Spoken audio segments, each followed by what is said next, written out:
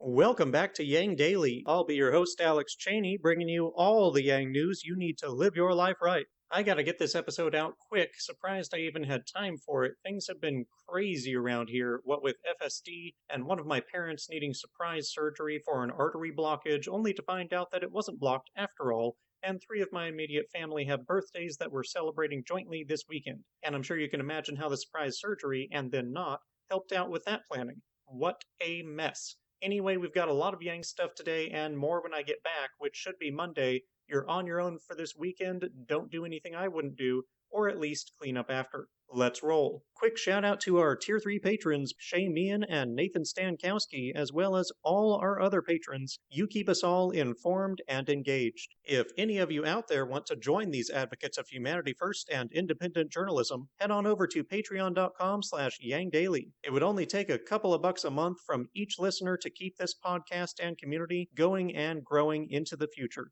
Now on to the news. Yang's new book, Forward, has already made the bestseller list, which should be great news for democracy. It also appears to be getting good traffic in local libraries. Jamie Paul wrote a great review of the book as well as reactions to it, which is blowing up in the Yang Gang. Here's some fun parts. Quote, "When news of his book broke, everyone freaked out, rushing to their keyboards to issue sweeping denunciations. Pontifical robes and ceremonial scepters materialized on their bodies as they proclaimed from on high that Andrew Yang, supposedly an unpopular loser who couldn't lead his way out of a wet paper bag, was also somehow powerful enough to take down the country. Likewise, the charge that this is an insolent act of pride doesn't add up. To create a third party in a hyperpolarized, emotionally volatile, deeply entrenched duopoly is an act of pure self-abuse whose only conceivable motivations are a sense of civic duty or a fetish for masochism." End quote. Very true, and clearly in response to the droves of mindless Twitter peons calling Yang a grifter for having the audacity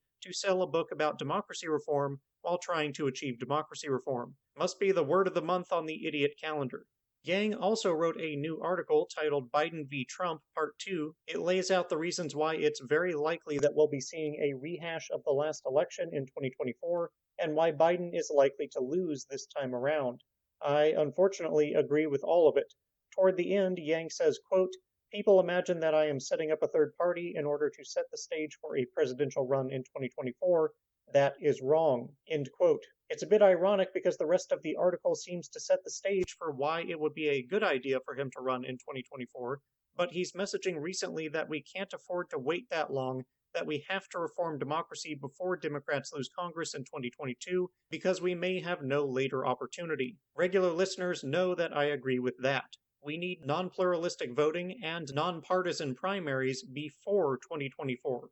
This next piece is pure speculation, but I found it curious. Twitter user New Progress suggests that Yang's, some might say inane Twitter posts of the obvious or dad joke variety may be a clever marketing ploy to drive traffic to his more substantial messages.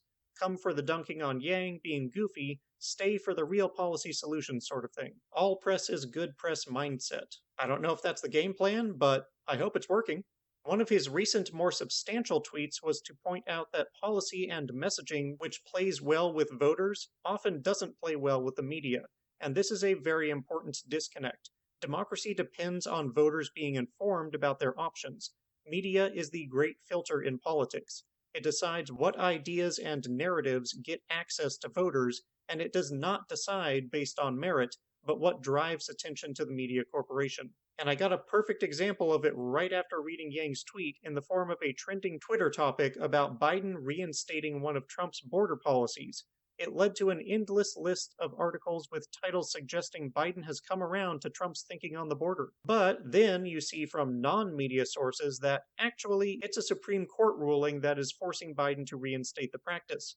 Minor detail there that somehow didn't make it into the headlines. Sensational media incentives are one of many ways that reasonable ideas get pushed aside to be replaced with conflict and nonsense.